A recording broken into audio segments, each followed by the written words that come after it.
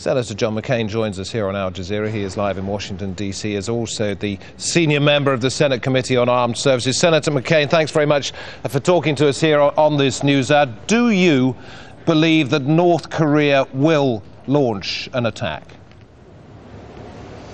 I don't believe so, because it's suicidal, but to be certain of the behavior of a regime like this, to be bound by rational thought and action, I think is a serious mistake. The artillery that's at the demilitarized zone, only 20 miles from Seoul, embedded in caves, they have the ability to fire quite a bit before they're taken out. I mean, there's no doubt that the North Koreans would lose.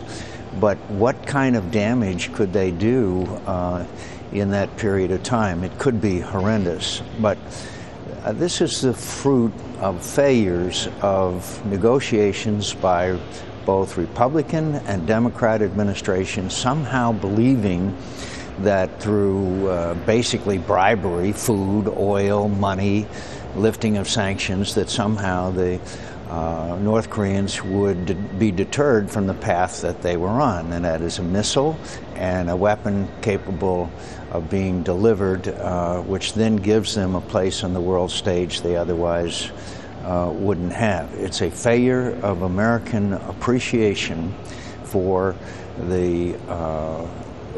what the North Koreans were intent on doing.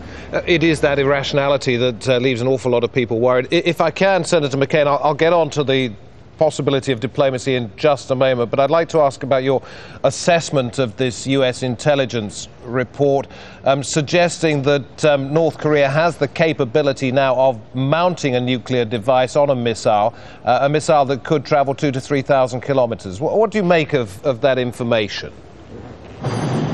Well, the testimony yesterday by the head of our national intelligence was full of caveats because we are not certain.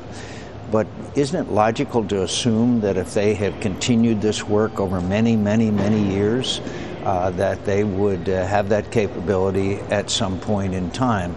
And by the way, don't think the Iranians aren't watching how we react to what the North Koreans are doing as their centrifuges continue to spin.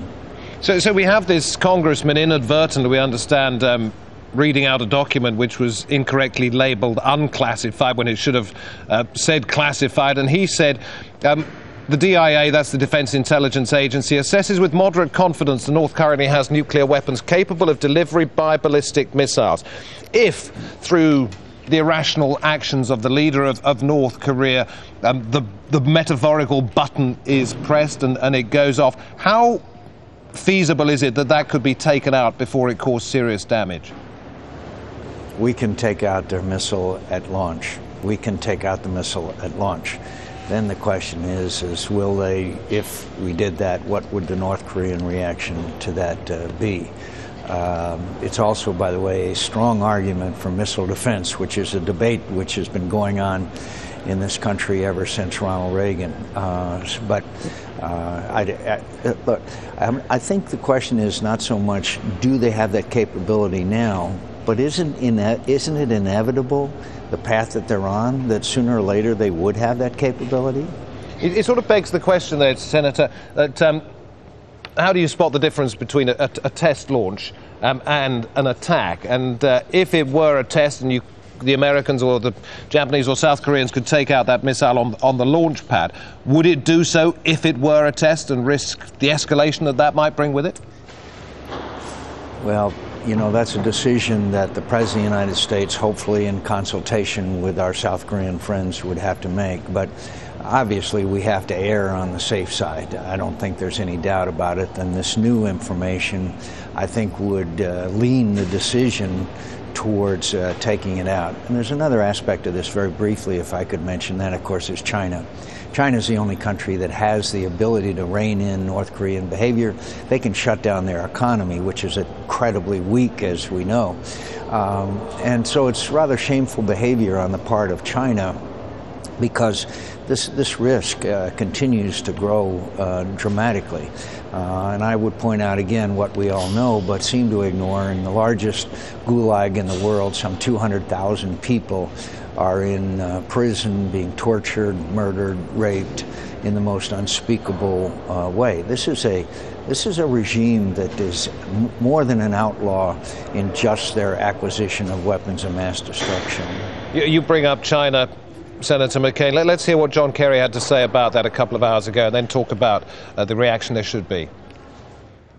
No country in the world has as close a relationship or as significant an impact on the DPRK than China. China has an enormous ability to help make a difference here. And I hope that in our conversations when I get there tomorrow, we'll be able to lay out a path ahead that can defuse this tension, that can allow the people of the North and the South and other people in the world to recognize that people are moving this in the right direction, which is towards negotiations and towards a reduction in the current level of tension. So, Senator McCain, we see John Kerry heading off to talk to the Chinese leadership. You have said China's positioning on this has been shameful. You described the diplomatic toing and froing over the years as damned foolishness and hubris on the part of our diplomatic corps and administration. You clearly don't think the approach at the moment is correct. What, in your opinion, should be done now? Well, China's not only not acting in a mature fashion as far as North Korea is concerned, but also as far as their continued assertiveness in the South China Sea, which, by the way, have united countries in the region in a way that we never thought were possible, and also their failure to their continued veto over sanctions over the massacre that's taking place in Syria. So there has to be, and not to mention the cyber attacks that we have even traced back to a building in Beijing. So they're not behaving in the way that a world superpower should be behaving. So there's got to be consequences. That doesn't mean that we get into a confrontation with China, but it does mean that we continue our military presence in the region. We work closely with their allies. We condemn in international forums their continued assertion that somehow the South China Sea is within Chinese territory. In other words, there are many ways that we could respond in a way that to tell the Chinese that it's not business as usual until they start behaving in a manner which we had anticipated years ago when we normalized relations between our two countries. Now, I realize we owe the Chinese a whole lot of money and that they have influence, but their behavior has got to improve. Otherwise, there's going to be some kind of crisis in that part of the world. Hear what you say about Kim Jong-un, Senator, and you make the point in an interview on an American network that more than once wars have been started by accident. What will it take now to prevent that happening?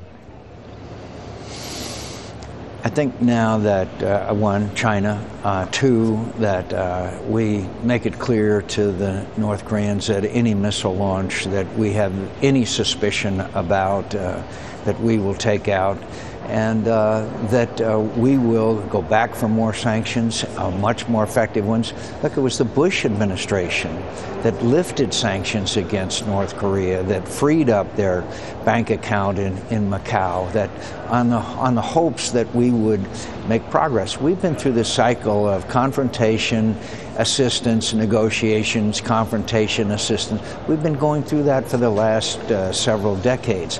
None of it has worked. Let's look at another way of approaching it. And again, that is got a lot to do with China, but it's also got a lot to do with increased sanctions on North Korea, including, by the way, luxury goods, which their ruling elite enjoys very much. Senator McCain, we appreciate you taking the time to talk to us here on Al Jazeera. Thank you. It's good to be with you again.